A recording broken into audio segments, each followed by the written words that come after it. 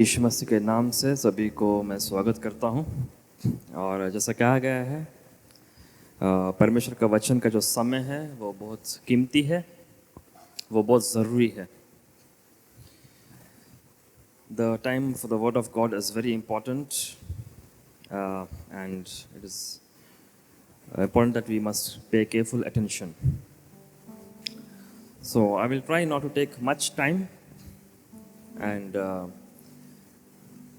I will try to leave you early, but the message should not leave you, must not leave you. मैं कोशिश करूँगा जल्दी उसको समाप्त करने के लिए, लेकिन जो वचन है वो आपको छोड़ के नहीं जाना चाहिए।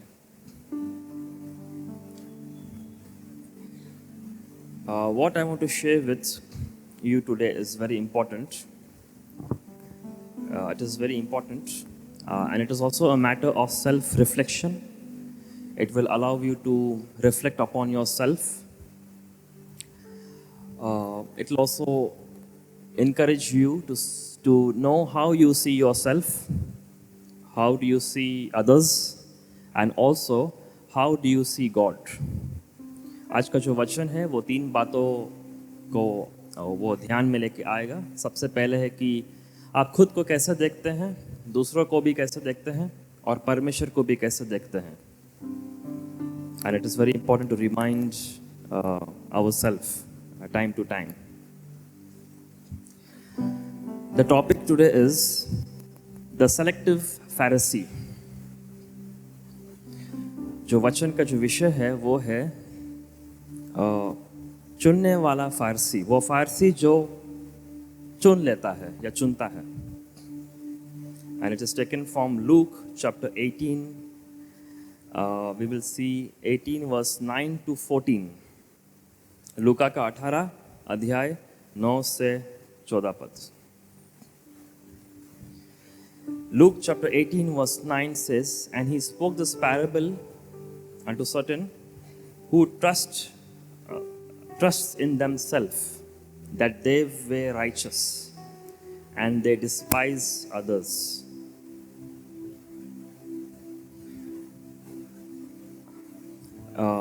लूक का 18 का 9 में लिखा है, फिर यीशु ने उन लोगों के लिए भी जो अपने आप को तो नेक मानते थे और किसी को कुछ नहीं समझते थे। When you look at this passage, there are three scenes. First is the tax collector and the Pharisee, 9 to 14.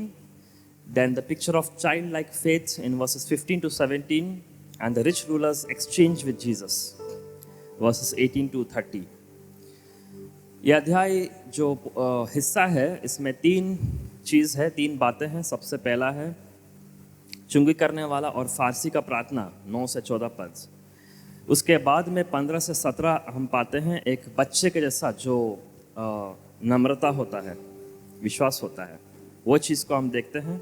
और 18 से 30 पद हम देखते हैं एक व्यक्ति जो यीशु मसीह के पास आता है, लेकिन वो अपना पैसे के ऊपर में ज़्यादा भरोसा करता है, अपना पैसा को नहीं छोड़ना चाहता है। वो हिस्सा को भी हम देखते हैं।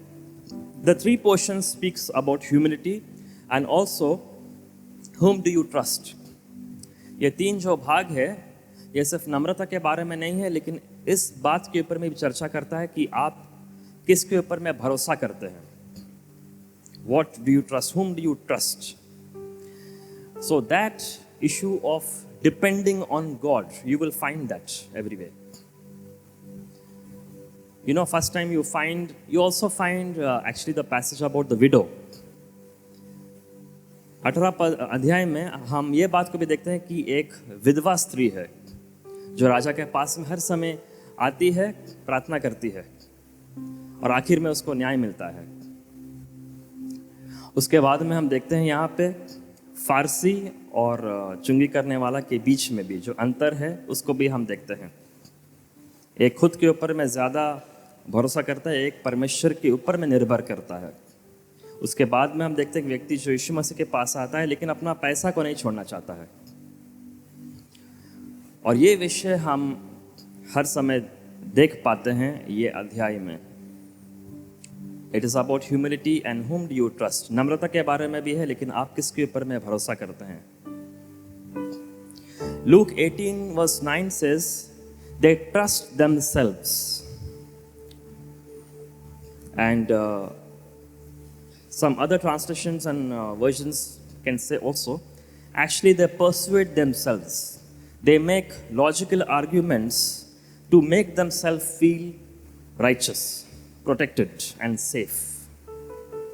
कुछ अनुवाद में ऐसा लिखा है कि ये फारसी लोग जो थे वे खुद को समझाने के लिए तर्क करते थे और अपने आप को मनाते थे कि वो लोग सही है, वो लोग जो है धर्मी है. फारसी लोग तर्क के ऊपर में ज़्यादा चर्चा करते थे, तर्क को ज़्यादा मानते थे. The Pharisees were very logical in nature, very logical. And the word Pharisee actually means to separate yourself, because due to Hellenism and Greek influence, they were one of the first groups that tried to separate themselves to protect their religion, to protect their customs, their laws, because it was being mixed up with the Greek culture. ये लोग जो है सबसे पहला एक group थे, वो लोग यूनानी लोग से हटना चाहते थे, क्योंकि यूनानी लोग जो है अपना प्रभाव यहूदी लोग के ऊपर में डाल दे रहे थे, एक मिलावट हो जा रहा था. तो अपना आप को बचाने के लिए, अपना व्यवस्था, अपना रीति रिवाज, उनको सही सलामत रखने के लिए ये लोग जो है अलग हो गए. And this word separated itself has this idea that they see themselves as separate and they see others as one group and they are one group. फारसी का मतलब ये होता है कि खुद को दूसरों से अलग समझना. वो लोग अलग है, बाकी सब एक झुंड का है. वो लोग अलग है. They have that philosophy of I and others. उसमें ये बात छुपा हुआ कि वो लोग खुद को एक तरफ देखते हैं, वो धर्मी है, और बाकी लोग एक तरफ है, जो पापी है, जो अधर्मी है, या जो भी है. इसलिए शुरुआत में कहता है कि वो लोग दूसरों को कुछ नहीं समझते थे, दूसरा का मूल्य को नहीं जानते थे. When you read the prayer of the Pharisee, it says from verse 11, he says, God, I thank you that I am not as other men, as extortioners, unjust, adulterers, or even as this publican.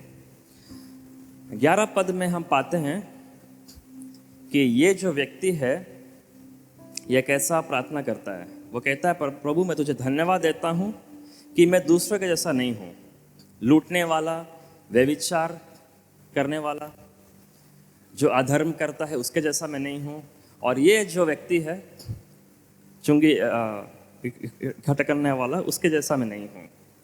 And you find these 4 things. Now, what kind of prayer this Pharisee was trying to make? There are 4 things that he says he does not do, and there are 2 things that he says that he does.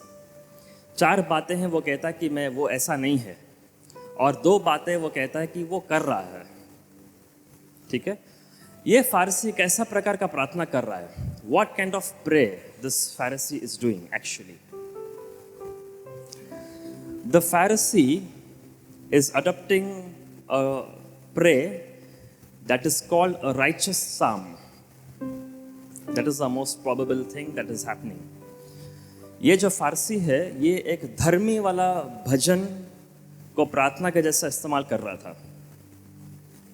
He was using the style, the structure of a righteous psalm, and those elements can be found in his prayer. Those of you who read the Psalms, you come to pass reading that there are some sentences which says, Lord, I have kept your statutes. Lord, I have kept your ways. Lord, I have not sat with the wicked. I have not done this and done that. If you want an example, you can find that in Psalm chapter 26. verse 1, then you can skip few verses and you can read. So it is not the exact copying of those verses, but he is adopting a type of structure of that style. ये जो फारसी है, ये एक धर्म संगीत को अपना रहा था अपना प्रार्थना में. जब आप भजन संगीता को पढ़ते हैं, कभी कभी जो लेखक है वो कहता है कि प्रभु मैंने दुष्ट का मार्ग में नहीं चला, या मैंने तेरा व्यवस्था का पालन किया.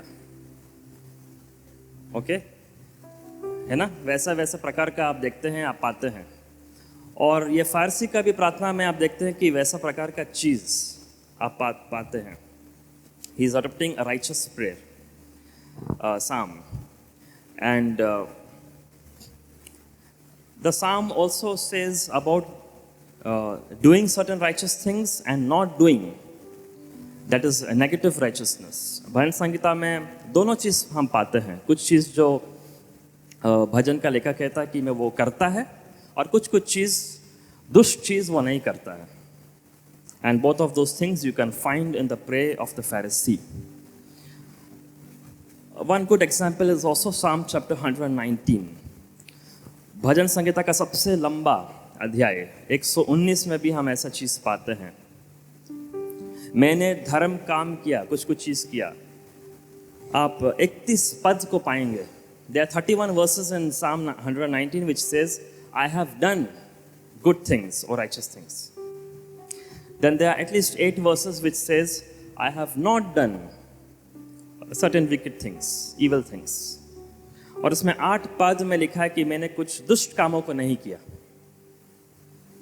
लेकिन भजन संगीता का किताब में और ये अध्याय में भी बहुत सारे पद ऐसा है जो परमेश्वर के ऊपर निर्भरता को दर्शाता है. There are many verses engrafted in these psalms that also shows a dependency on God for achieving these things. You find many verses which says, Lord, open my eyes that I will not sin, or direct my paths that I will be away from the wicked path. So there is a dependency on God. तो ये सही बात है कि भजन संगीता में ये सब वचन हम पाते हैं, लेकिन उसमें परमेश्वर के ऊपर में एक निर्भरता भी है, जिसके वजह से वो लेखक अपने आप को दुष्ट के मार्ग से बचा के रखता है. But that dependency is not found in the prayer of the Pharisee.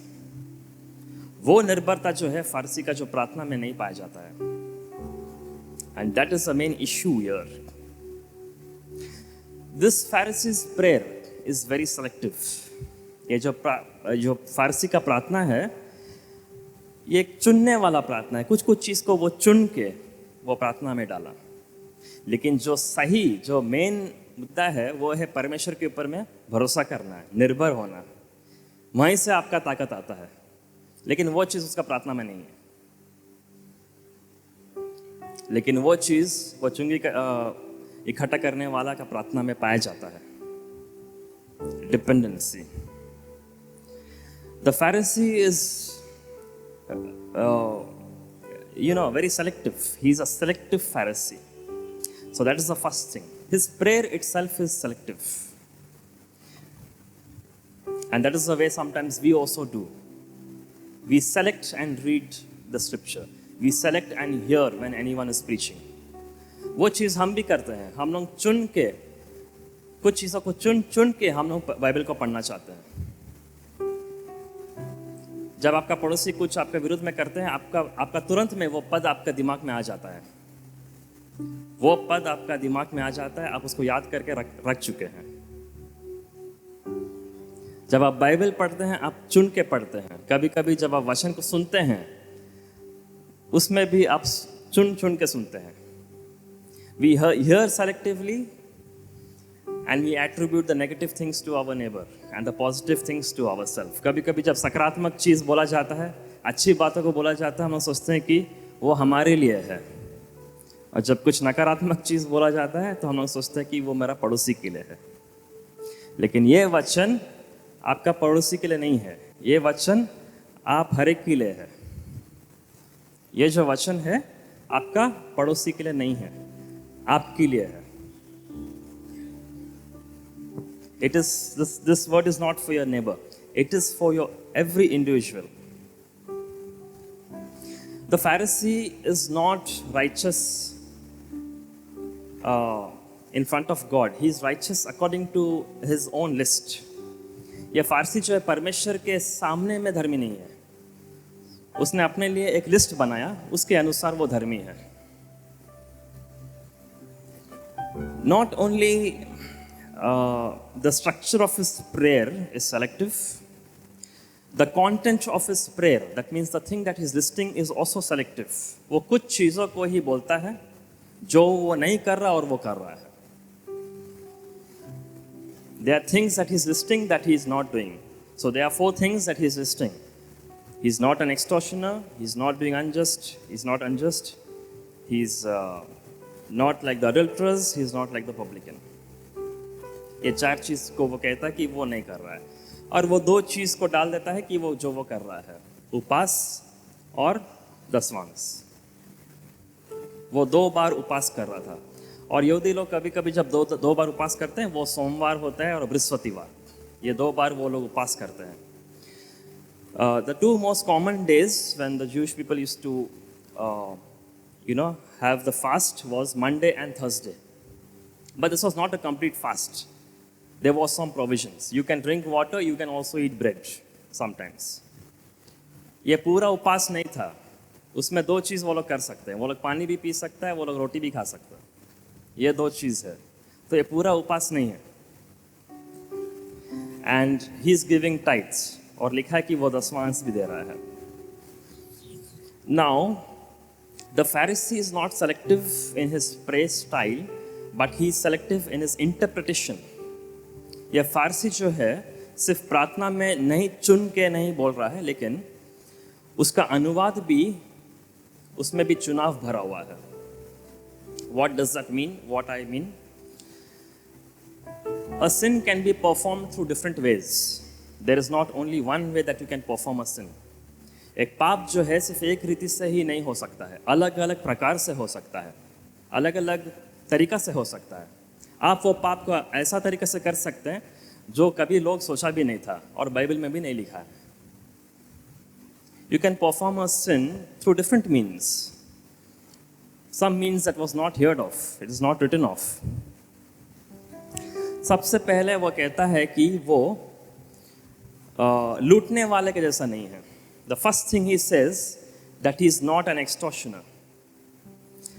Now these Pharisees placed such demand of purity which cost money. ये जो फारसी लोग थे, वो लोग रीति रिवाज के ऊपर में इतना वो लोग अपना ध्यान को डालते थे कि उसमें पैसा भी लगता था. एक्चुअली ज़्यादा पैसा लगता था. और ये भोज जो था वो गरीब लोग के ऊपर में आ जाता था, क्योंकि उनके लिए संभव नहीं है हर समय ये सारा रीति रिवाज करना, खुद को साफ सुथरा रखना उनके रीति रिवाज के अनुसार वो संभव नहीं था. उनके लिए एक भोज का कारण बन जाता था, और उनके लिए पैसा का दबाव भी आ जाता था. या तो वो लोग नहीं कर पाएंगे, या तो उसमें उनका सारा पैसा चला जाएगा. लेकिन वो उसके लिए लूटना का काम नहीं है, लूटने का काम नहीं है. But this is not extortion for him. लेकिन ये उसके लिए लूटने का कारण नहीं है. उनके वजह से समाज में क्या दिक्कत हो रहा है, जो लोग के ऊपर में दबाव आ रहा है, बोझ आ रहा है, वो उसके लिए लूटने का कारण नहीं है. दूसरा चीज वो कहता है कि वो अधर्म नहीं करता है या अन्याय नहीं करता है. The second thing is says he is not unjust.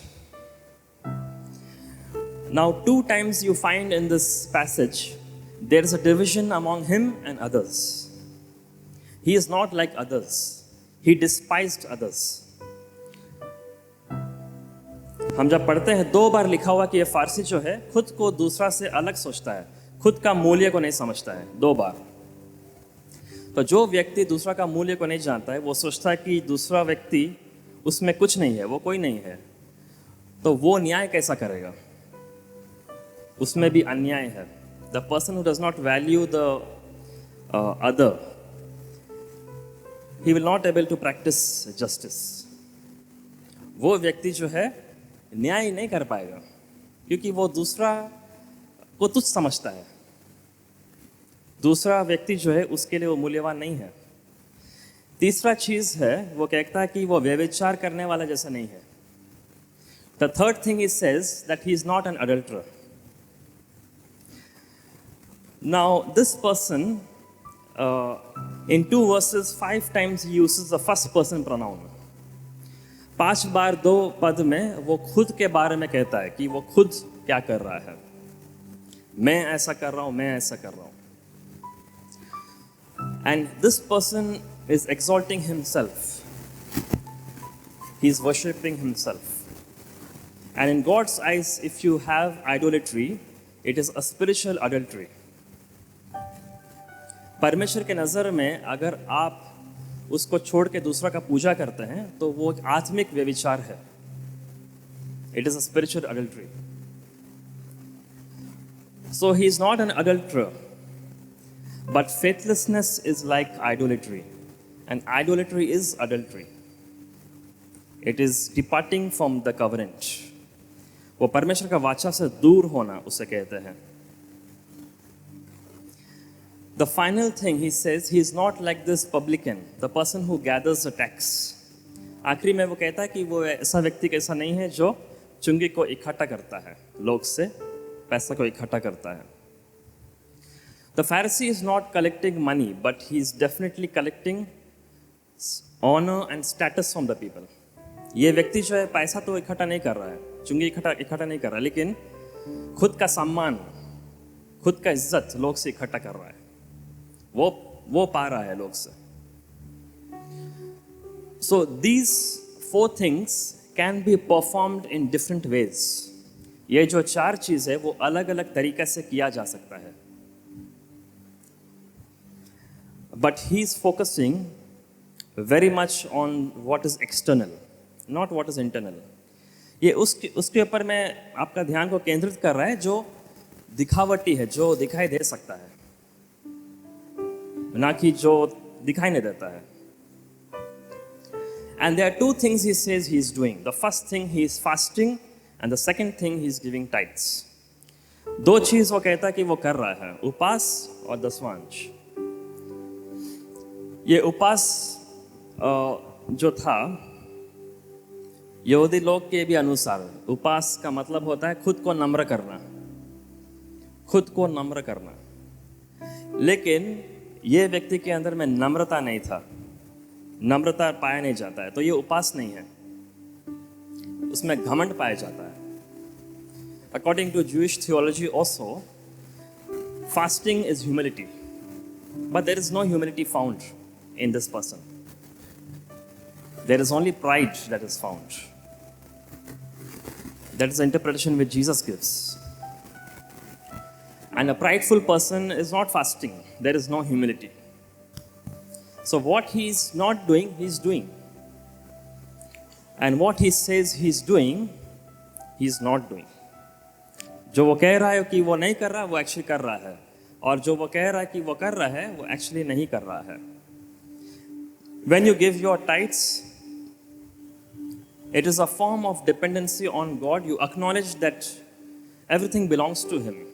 You depend on Him. He is your source. And it is because of God that you are blessed. जब आप दशवांश देते हैं, वो इसको दर्शाता है कि आप परमेश्वर के ऊपर में निर्भर है, क्योंकि परमेश्वर ने आपको आशीष दिया। वो आशीष को दर्शाने के लिए धन्यवाद के साथ आप उसको दशवांश देते हैं। So it is not he is giving tithes, but the emphasis is that he is giving tithes. It is not he is giving tithes. तो आपका ध्यान जो है वो दशवांश के ऊपर में नहीं, उसका ध्यान जो है दशवांश के ऊपर में नहीं है, खुद के ऊपर में है। वो दशवांश दे रहा है, ना कि वो दशवांश दे रहा है। The emphasis is not on the tithes, but it is the first person. I give tithes. But the dependency is on God. Because God is a source, and because God has blessed you, when you give tithes, you acknowledge that it is God who has blessed you. It is He is your source. तो नम्रता ये होता है कि जब आप सोचते हैं कि परमेश्वर के वजह से आशीष आपके जीवन में आया. So the publican is performing sin, but the Pharisee is performing righteousness. Both are performing something. Both are a performance. एक पाप कर रहा है और दूसरा व्यक्ति धर्मी काम कर रहा है. दोनों एक कार्य को कर रहा है, यानी कि दोनों एक चीज का आचरण कर रहे हैं. दोनों एक कार्य है जो किया जा रहा है. Not only his reading of scripture selective, he interprets and presents them selectively.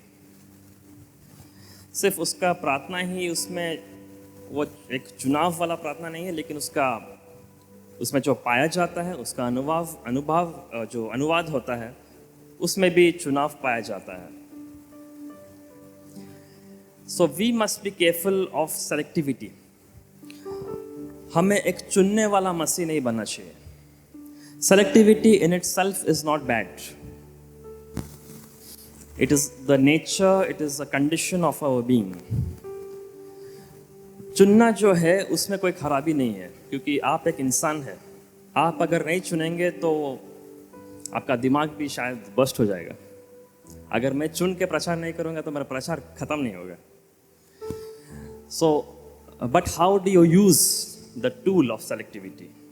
लेकिन आप ये चुनने का जो औजार है उसको कैसा इस्तेमाल करते हैं. There is a bad way of using, but there is a good way of using. There is a way that you can use it to break, but there is a way you can use it to build. You can use it to dehumanize, but you can use it to build life, to propagate God's purpose towards that. तो आप ये चुनने का जो औजार है उसको कैसा इस्तेमाल करते हैं, उसका एक गलत तरीका होता है इस्तेमाल करने के लिए, जो शायद खुद के बारे में है, खुद को बचाने के लिए जैसा फारसी करता है, खुद को समझाने के लिए. या आप ये चुनते हैं परमेश्वर की योजना को बढ़ाने के लिए, जीवन को बढ़ाने के लिए, तोड़ने के लिए नहीं, लेकिन बढ़ाने के लिए. So selectivity is almost inescapable. You cannot escape it. But then you must have a good selectivity. आपके अंदर में एक अच्छा चुनने का क्षमता होना चाहिए. James chapter 2 verse 1, verse 8, verse 9, it speaks many things about selectivity. याकूब का 2 अध्याय में बहुत सारी चीज़ लिखा हुआ है, जैसा 1 पद, 8 पद, 9 पद, आप ये सब चीज़ को पढ़ सकते हैं. It speaks about loving your neighbor, you know. Then immediately it also speaks about respecting of persons. Okay, so we will not go into that. There are many things also. उसमें भी हम नहीं जाएंगे, बहुत सारी चीज़ है उसमें भी. But you know, when Jesus also says, love your neighbor as yourself, we are selecting. We are also selective. We want to love the similarities of our neighbor. We do not want to love the differences of our neighbor. जब यीशु मसीह कहता है कि अपना पड़ोसी से प्रेम करो, उसमें भी हम लोग चुनने लग जाते हैं. आप तो पड़ोसी से प्रेम कर रहे हैं, लेकिन आप उसका समानता के साथ में प्रेम कर रहे हैं. जो आपके साथ जो समानता होता है, उसका अंतर के साथ आप प्रेम नहीं करते हैं. Christ is telling you to love the differences of your neighbor. यीशु मसीह कह रहा है कि आपका जो पड़ोसी है उसका अंतर के साथ भी प्रेम कीजिए. उसका अंतर को हम लोग एक साइड कर देते हैं, उसको हटा देते हैं. इसलिए खड़गपुर में आप एक प्रचारक को बुलाएंगे जब वो आपके साथ में तालमेल खाता है. जिस दिन वो आपको गाली दे देगा तो उसका पत्ता कट हो जाएगा, उसका नंबर ये कट हो जाएगा, वो और नहीं आएगा खड़गपुर. सेलेक्टिविटी, हम लोग चुनना चाहते हैं. पहला राजा का 22:8 में लिखा है, राजा अहाब ने उत्तर दिया, एक न्याय वाला नबी अभी भी है, वो इमला का पुत्र मिकाया है, किंतु उससे मैं घृणा करता हूँ. जब कोई भी बात मैं उसको पूछता हूँ तो वो क्या बोलता है, मुझे नेगेटिव ही बोलता है. 1 Kings 22, verse 8. You know, the king of Israel said to Jehoshaphat, there is one prophet that is yet to inquire. His name is Micaiah, the son of Imlah. But I hate him because he never prophesies good concerning me, but evil. लेकिन तभी भी जाके पूछता है उसको कि मैं युद्ध करने जा रहा हूं, मेरे साथ क्या होगा। शुरुआत में वो कहता है कि सब ठीक रहेगा, जाओ। जो 400 नबी बोला उसके साथ भी वो हाँ में हाँ मिलाता है, लेकिन तभी भी राजा के अंदर में कुछ ठीक नहीं लगता है। तभी भी उसको पूछता है। तो मिकाया नबी क्या कहता है? वो उसको कहता है इनडायरेक्टली कि तू मर जाएगा। और वो वचन को टालने के लिए ये राजा क्या करता है? अपना शक्ल छुपाने के लिए धोखा से वो युद्ध के अंदर में घुस जाता है। तभी भी कहीं से एक तीर आ जाता है और वो मर जाता है। He disguises himself and goes to the war. But still there is an arrow that comes and kills him, he dies. Randomly there is an arrow that is shot, it finds him and he dies by evening. We want to hear, but we want to be selective in hearing. हम लोग सुनना चाहते हैं, लेकिन सुनने में भी हम लोग चुनाव करना चाहते हैं, चुनना चाहते हैं। Selective hearing. Yeah, another selective hearing is we want to hear, but we don't want to obey. और एक चुनना ये है कि हम सुनना चाहते हैं, लेकिन उसका पालन नहीं करना चाहते हैं। याकूब का 1:22 से 25।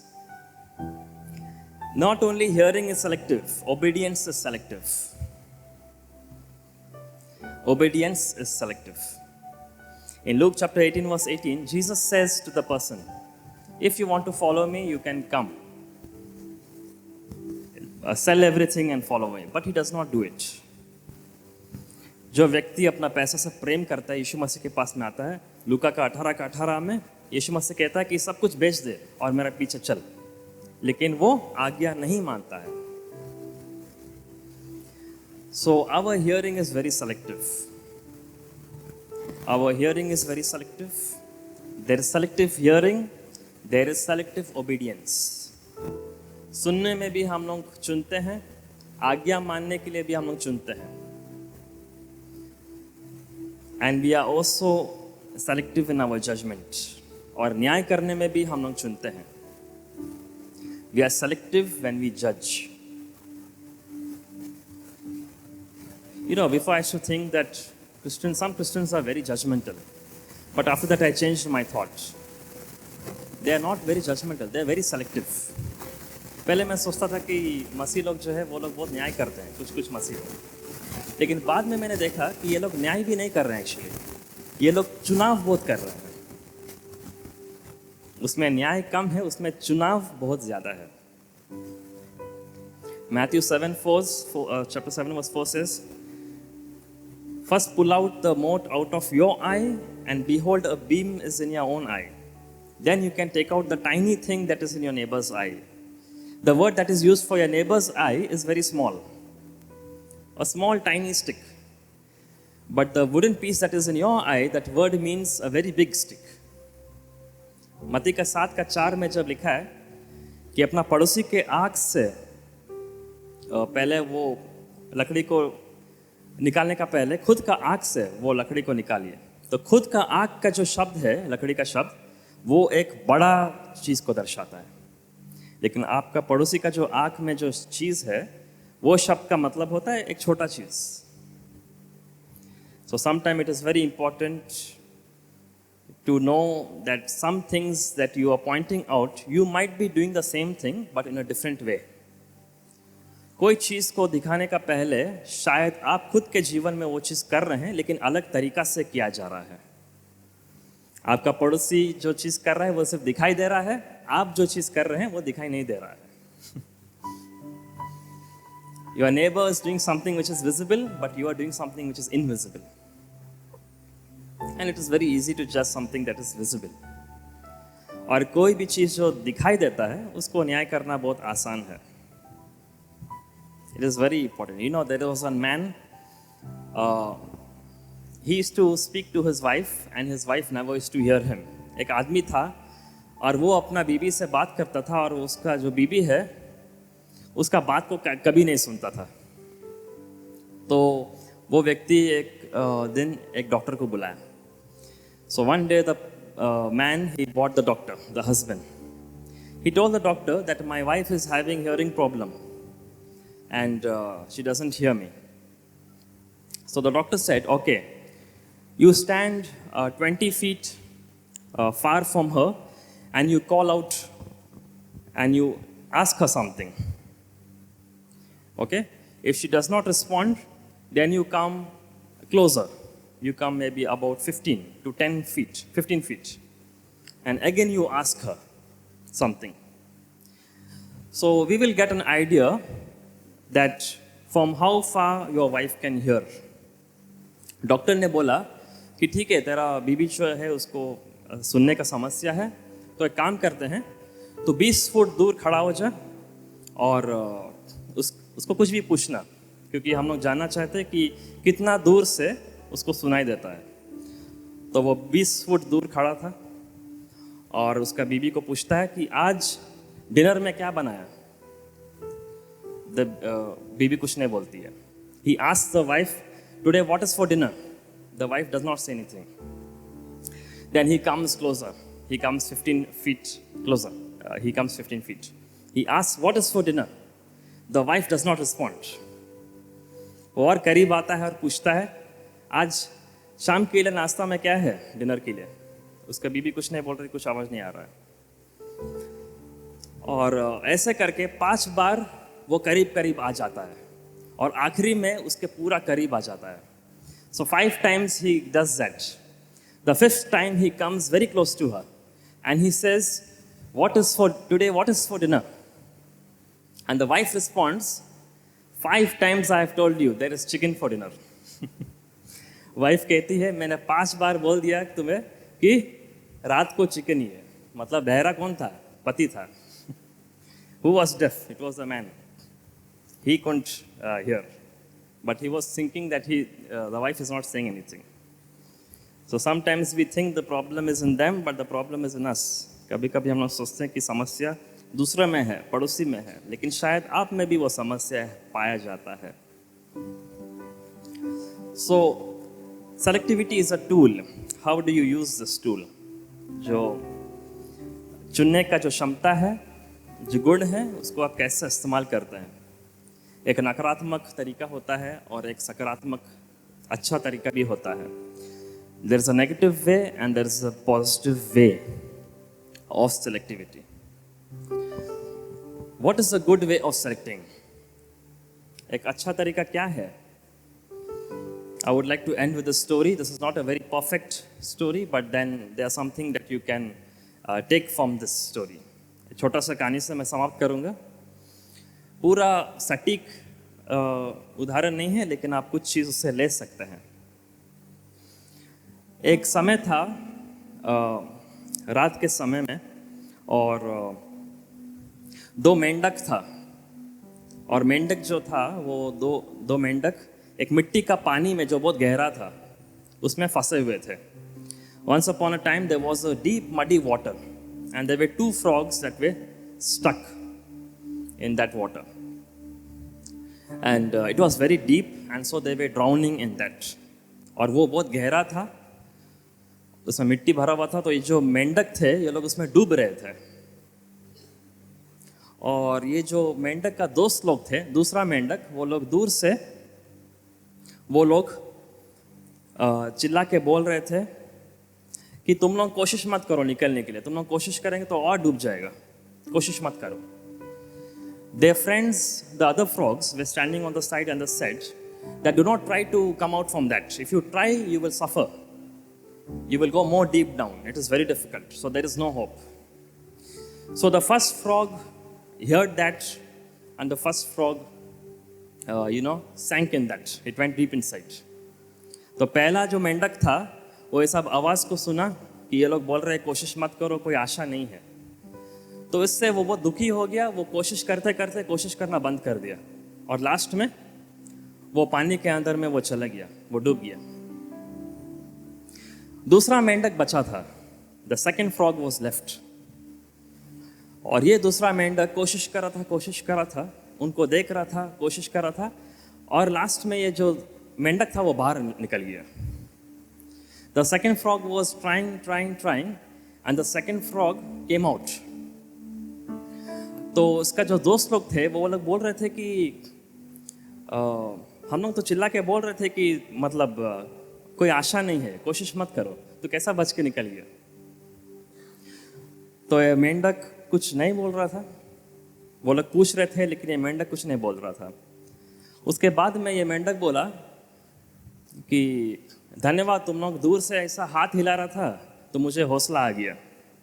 तुम लोग मुझे हौसला दिया और मैं बाहर निकल गया. This frog was saying, thank you for waving your hands out to me. It encouraged me. It gave me that hope. And I tried and I came out. Then they realized the frog was deaf, but the frog could see them.